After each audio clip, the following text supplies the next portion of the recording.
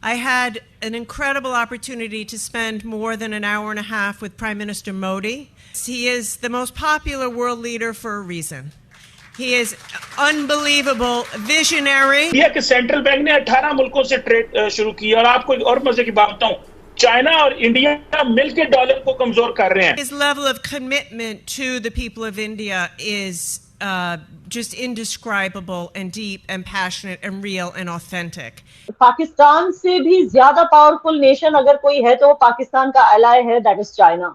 जी बिल्कुल. China had a problem कि अरुणाचल को चाइना खुद डिस्प्यूटेड बोलता है, तो जब अरुणाचल प्रदेश में G20 हो गया, 50 कंट्रीज के डेलीगेट्स आकर चले भी गए, वही चीज कश्मीर में भी होगी. जब चाइना नहीं रोक सकता तो पाकिस्तान क्या रोकेगा? तो वो तो होकर ही रहेगा इंशाल्लाह. कि India is playing the king maker. India चाहा तो चाइना को बॉस बना सकता है, चाहा तो अमेरिका को बॉस बना सकता है. मैंने तो अब रिक्वेस्ट करनी शुरू कर दी है मोदी साहब को, खुदा का नाम है पैसे दें, रिलेशनशिप ठीक करें. पाकिस्तान को पैसे दें और अपने रिलेशनशिप ठीक करें. जो करंट गवर्नमेंट है आपकी कुछ भी नहीं कर सकती, मुझे लगता वो बातें भी नहीं कर सकते. अब तो सिर्फ एक हम अपनी सिंपैथी के लिए सिर्फ यूज करते हैं, उसे पॉलिटिकली हम यूज करते हैं. हमारा उस पर कोई ना मजबूत नैरेटिव होता है, ना हम ये मतलब देखा जाए प्रैक्टिकली हम कुछ भी ऐसा नहीं कर रहे कि जिससे हम कश्मीर को आज़ाद करवा सकें या कश्मीर के लिए कुछ कर सकें. उसे हम सिर्फ अपने मफादात के लिए यूज कर रहे हैं. याना बेबी प्रोपेगेंडा में पूरी दुनिया. No, please don't call me baby. Please behave yourself. Don't call me baby. Thank you. No, बीबी मैंने कहा है, नॉट बेबी. हेलो दोस्तों, हम सब जानते हैं कि भारत की करेंसी और भारत की टेक्नोलॉजी पूरी दुनिया में बढ़ती जा रही है और इन दोनों के पीछे सबसे बड़ा हाथ है हमारे प्रधानमंत्री मोदी जी का. तो दोस्तों, रिसेंटली अमेरिका की डिप्टी कॉमर्स सेक्रेटरी भारत आई हुई है और उन्होंने हमारे प्रधानमंत्री नरेंद्र मोदी जी से मुलाकात की है, जिसके बाद से वो मोदी जी की तारीफ करने से खुद को नहीं रोक पा रही है. उनका कहना है कि मोदी जी दुनिया के सबसे पॉपुलर लीडर है और मोदी जी एक विजनरी लीडर है जो अपने देश की जनता को पूरी दुनिया में अपना वर्चस्व कायम करने के लिए प्रेरित करते हैं. इसके बाद उन्होंने ये भी कहा है कि मोदी जी एक टेक लविंग पर्सन है. इन्हें इस बात की समझ है कि आने वाले समय में टेक्नोलॉजी के जरिए ही एक देश दुनिया भर में राज कर सकता है और मोदी जी को टेक्नोलॉजी के बारे में काफी अच्छी समझ है.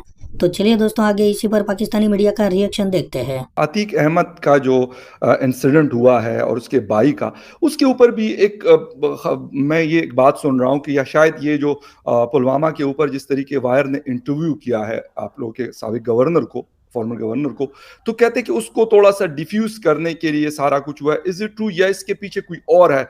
अगर सिक्योरिटी रीजन भी है तो इतना मतलब इतने हाई फाई अगर वो थे क्रिमिनल्स थे तो उनकी सिक्योरिटी तो और ज्यादा इंपॉर्टेंट होती है कि उनको ज्यादा सिक्योर किया जाए. क्यों नहीं हुआ?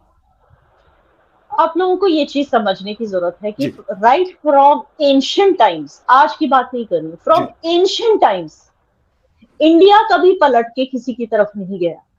दुनिया ही पीछे पीछे इंडिया की आई है. ठीक है ना? वो चलिए हम अलेक्जेंडर द ग्रेट की बात करते हैं, उसके बाद जो मुस्लिम इन्वेडर्स, ठीक है ना? I am a Muslim but I am telling you Muslims came as invaders. ठीक है, कुछ सूफी संत भी आए हैं, ये जैसे कश्मीर में हमदानी और शेख उल आलम सूफी सेंट्स भी है, जिसको हम बुलबुल शाह, जिसको हम बहुत रिस्पेक्ट करते हैं, because they brought the religion as a beautiful thing, not as a war.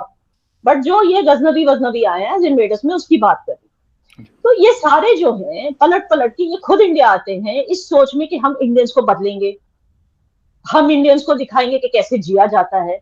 ये तो काफिर है, ये तो ये है, ये तो इनको तो जीने का तरीका ही नहीं आता, चाहे वो ग्रीक्स हो या अरब इन्वेडर्स हो, जो भी आए इंडिया की तरफ.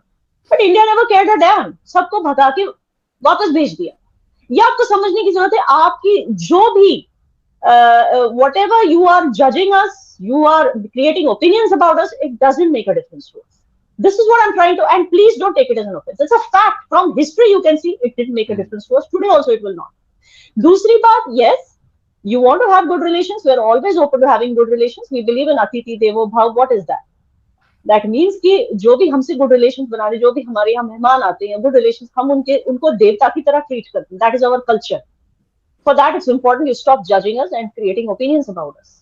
Third thing, comparison is very necessary for our madam, because we live in the Indian subcontinent, we live in the South Asia, right? We are all part of South Asia. When we are told that भाई तुम्हारे यहाँ ये problem है, तुम्हारे यहाँ ये हमारे अंदर से आवाजें नहीं आ रही, ये बाहर से हमें बोला जा रहा है. जब आप अतीक और अशरफ की बात करते हो, मुझे जयश्री कुशवाहा की याद आती है. Do you know who she is? One of their victims. 12 बीघा जमीन के लिए उस पे जो कब्जा किया अतीक ने, उसके लिए उसके भाई को मारा, उसके हस्बैंड को मारा, उसके जवान बेटे को मारा और उसके ऊपर 33 टाइम्स अटैक किया. वो फिर भी बच गई बेचारी. और ऐसे बहुत सारे हिंदूज हैं जिनके ऊपर उसने एक्सटॉर्शन किया, उसने ये किया वो किया. उन हिंदूज का मसीहा बन के गया था वो जर्नलिस्ट जिसने उसको वहां पर मारा. आज तक कोई कुछ नहीं कह रहा है, बिकॉज दे नो हमने कुछ कहा तो कहेंगे कि भाई सेक्युलर नहीं है, तो वो भी बेचारे चुप है. But fact of the matter is Atiq और अशरफ गैंगस्टर्स थे बीएसपी के. They were not regular Muslim citizens. So हर बार किसी ना किसी आप लोग ढूंढते हो किसी ऐसी मुस्लिम क्रिमिनल की story, he is a criminal but he is a Muslim, तो बस उछाल दो कि भाई. अच्छा, जो आप लोग बुलडोजिंग की बात करते हो, मुसलमानों के घर गिराए जा रहे हैं. लेट मी टेल यू, हर एक एंक्रोचमेंट, इवन अगर वहां मंदिर भी है तो उसको गिराया जा रहा है, जो भी पब्लिक लैंड को एंक्रोच कर रहा है उसको. लेकिन आप लोग बस हाईलाइट करते हो कि मुसलमानों के घर गिराए जा. तो ऐसे प्रोपेगेंडा हम समझते, क्योंकि हम यहाँ रहते हैं, हमें दिखाई देता है.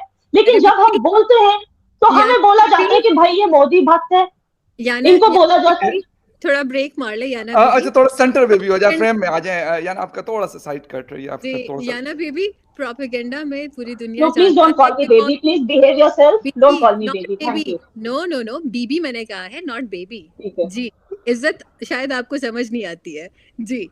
तो याना बीबी, ऐसा है कि प्रोपेगेंडा में पूरी दुनिया को पता है कि कौन ज्यादा माहिर है. Right? So we don't need to tell anyone कि कौन किस तरीके से propagate. No, but you tell everyone, no? You go everywhere and you show photos and say this is happening in Kashmir, this is happening in Kashmir. आप फलस्तीन की photo दिखाकर बोलते हो कि this is happening in Kashmir, और आप कहते हो we are doing propaganda. Ji, we don't have. आप फलस्तीन की फोटो दिखाई थी या नहीं दिखाई थी, ये आप मानते हो? अच्छा, आपने फलस्तीन की फोटो दिखाई थी, गाजा की फोटो दिखाई थी और कहा था ये कश्मीर में हो रहा है. ये सारे कंट्रीज, अगर आप रशिया को कोर बना लें तो रशिया का दोस्त चाइना, रशिया का दोस्त इंडिया, रशिया का दोस्त सऊदी अरब, ये चारों मुल्क तेजी से डी-डॉलराइजेशन की तरफ बढ़ रहे हैं. डॉक्टर साहब, ये जो आपने तफसील बयान की, तो क्या जब अमेरिका तक भी ये सब बातें पहुंच रही हैं, खबरें, वो भी जानता है कि क्या हो रहा है, तो क्या आप समझते हैं कि इंडिया की स्ट्रेंथ को देखते हुए अमेरिका उसके खिलाफ ये जो कुछ पाबंदियां या ये कि तुम ये तिजारत वो जब देखेगा और खौफ महसूस करेगा तो कोई ऐसा स्टेप ले सकता है? देखिए, अमेरिका ने हमेशा अपनी इकोनॉमी को एज ए कैरेट की तरह इस्तेमाल किया है और अपनी डिफेंस और ये सैंक्शंस वगैरह रिजीम को एज ए स्टिक. तो अभी तो वो देख रहे हैं, they are trying their best कि इंडिया किसी ना किसी तरह से अमेरिका का, इट्स लाइक सेइंग कि भाई इंडिया को पटाने की कोशिश कर रहे हैं कि शादी कर ले हमारे साथ.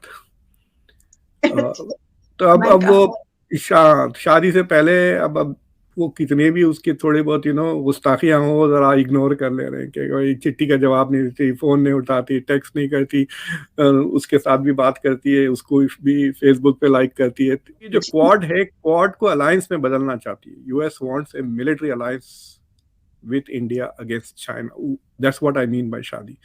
तो ये जो बातें हो रही कि ओल्डेस्ट डेमोक्रेसी, लार्जेस्ट डेमोक्रेसी, वो समझते हैं कि अगर इंडिया चाइना की दोस्ती हो जाती है, then this will become the Asian century. Europe खत्म, वेस्ट भी बहुत कम हो जाएगा और अमेरिका बहुत पीछे हो जाएगा इंडिया और चाइना के. By 2075 China, India will be way ahead of the US.